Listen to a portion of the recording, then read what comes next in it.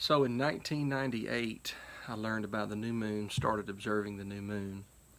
In 1999, I had an encounter with a random lady about when the Sabbath was. Did not feel adequate in my answer that I gave to her, pointing to the calendar on her refrigerator, when I knew that Yahweh's calendar, the calendar of the Most High, existed up there, not over off the refrigerator.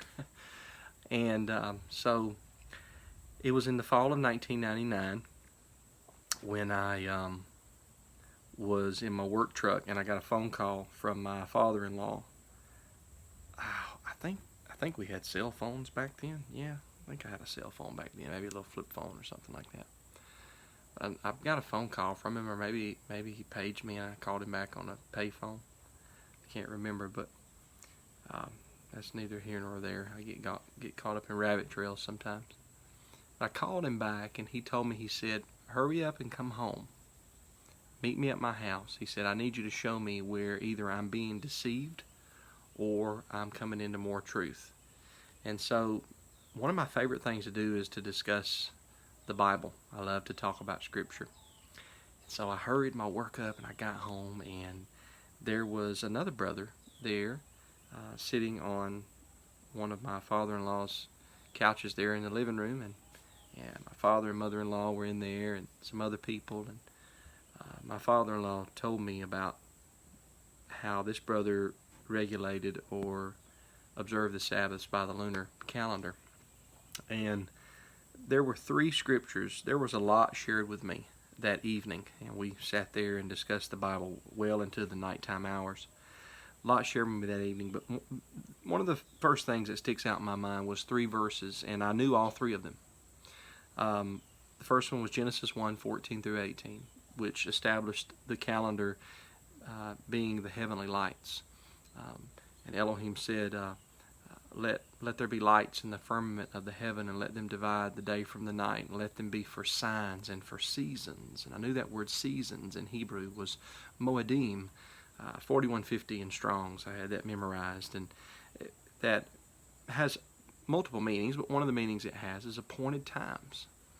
And I correlated that with Psalm 114, or excuse me, Psalm 104, verse 19, that says, "He appointed the moon for seasons," the same Hebrew word, Moedim, 4150 in Strong's. The Scriptures, 2009 Scriptures Bible from South Africa translates that He appointed the moon, or made the moon, for appointed times.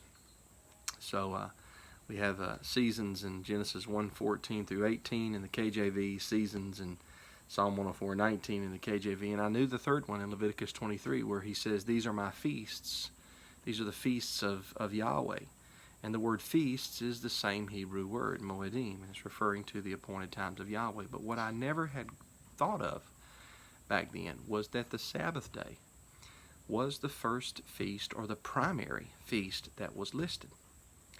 He says, "These are my feasts," and then in verse 3, 6 days shall work be done, but the 7th day is the Sabbath of Yahweh in all your dwellings.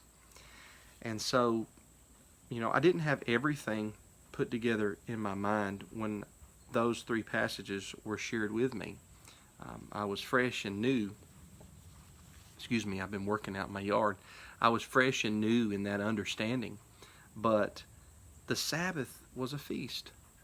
And so my mind automatically said, if I am observing all of Yahweh's appointments, all the rest of Yahweh's appointments, the new moons, Passover, Feast of Tabernacles, the Day of Atonement, you could go on and on.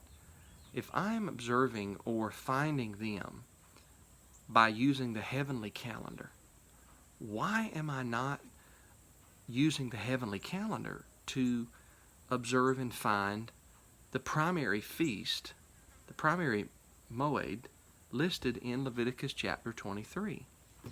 Now, I already kept the Sabbath from evening to evening. Back then, I actually went from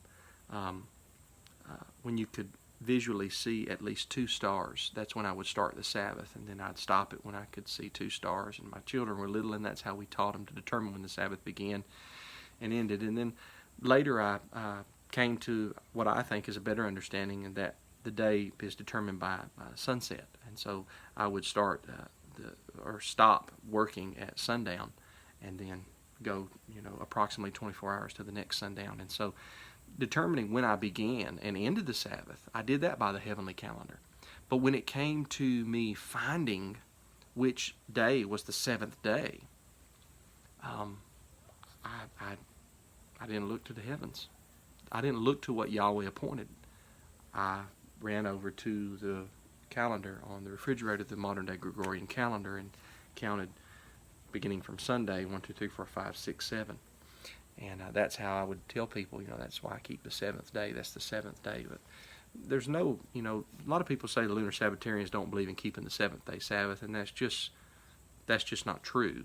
That's somebody thinking they know what we believe, and they've really never taken the time to do the research and study. We believe in keeping the seventh day Sabbath. We just argue that the way that you find that seventh day Sabbath is by looking to the lights in the heavens, those lights that Yahweh ordained in the book of Bereshith, in the book of Genesis, the beginning. He ordained those lights to tell time, signs, seasons, days, and years. The Sabbath is a day. The Sabbath is a feast. Leviticus 23, verse 3. And so I began to think, well, I can know when the Sabbath begins and ends by the heavenly light of the sun. Is there a way that I can determine when the seventh day Sabbath is by the other of the two lights, the light of the moon? Well, I definitely came up through studying with what I believe the proper way is to determine that. But that'll have to wait for more videos. So I got to get back to work. Thought I'd just take a little water break and share some scriptures with you. Love you guys. Have a great rest of the day. Shalom.